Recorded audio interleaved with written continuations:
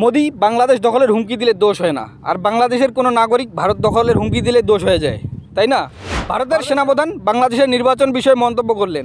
সাবেক রাষ্ট্রদূত বিনা বিক্রি জুলাই বিপ্লবকে মৌলবাদীর অভ্যুত্থান বলে তকমা দিলেন।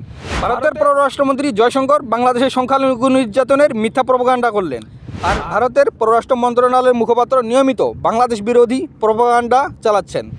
পশ্চিমবঙ্গের শীর্ষ বিজেপি নেতা বাংলাদেশে আক্রমণের ঘোষণা দিয়ে সীমান্ত পর্যন্ত চলে আসলো। ভারতের মিডিয়ায় মুখরঞ্জনরা চট্টগ্রাম ও রংপুরকে আলাদা করে নেওয়ার বিষয়ে মানচিত্র এঁকে জল্পনা কল্পনা করলেন।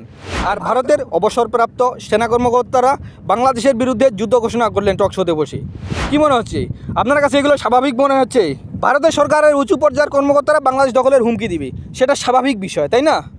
বাংলাদেশ সরকারের কাউকে অফিসিয়ালি প্রতিবাদ পর্যন্ত করতে দেখা যায়নি এসব বিষয়ের। বাংলাদেশ সরকারের কোনো কর্মকর্তা অফিসিয়ালিভাবে ভারতের কর্মকর্তাদের এসব হুমকির কোনো জবাব দেয়নি।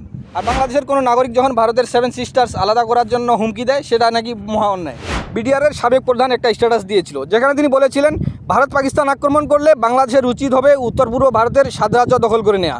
এ ব্যাপারে চীনের সাথে যৌথ সামরিক ব্যবস্থা নিয়ে আলোচনা শুরু করা প্রয়োজন বলে আমি মনে করি। এই স্ট্যাটাস দেওয়ার পর সরকারের লোকজন এভাবে বলা শুরু করলো, এটা তার ব্যক্তিগত মতামত, এটা সরকারের কোনো মত নয়। আরে মিয়া, উনি ভারতের 7 সিস্টার দখলের কথা বলেছে, ঠিকই তো আছে, উনি ওনার মত দিয়েছেন। ভারত কি তোমার কাছে জানতে চেয়েছে এটা সরকারের বক্তব্য কিনা? আর ভারতের নেতারা যে সরাসরি প্রতিদিন বাংলাদেশ দখলের হুমকি দেয়, আপনারা কি জানতে চেয়েছিলেন এটা ভারতের সরকারের বক্তব্য কিনা? বাংলাদেশের জনগণ আপনাদের ভারতে দালালি করার জন্য ক্ষমতা বসায় নেই।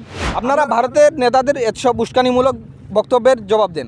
বাংলাদেশের জনগণ নিয়ে আপনাদের লাফালাফি করার দরকার নেই।